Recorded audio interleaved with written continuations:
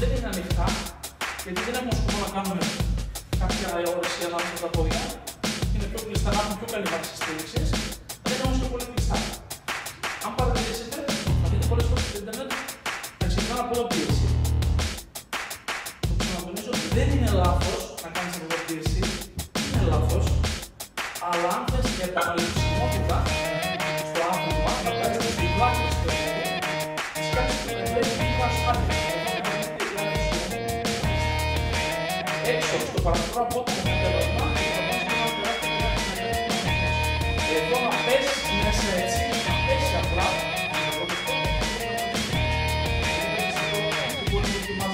και εδώ θα μπορείτε όλες αυτές να δείτε πολύ κοστός. Εδώ είναι μία, μόνο όπως το λυπήσεις είναι αυτό. Για αυτή είναι η μία εργασία και αυτό είναι αυτό.